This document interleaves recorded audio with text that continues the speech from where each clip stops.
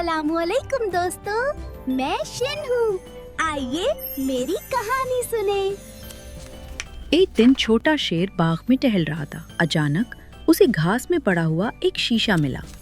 उसने अपना चेहरा देखा और चौंक कर पीछे हट गया। अरे ये कौन है? इतने में एक खुश मिजाज शुतुरमुर्ग वहाँ आया और हंसते हुए बोला, ये तुम ही हो। शीशे में तुम्हारी तस्वीर नजर आ रही है।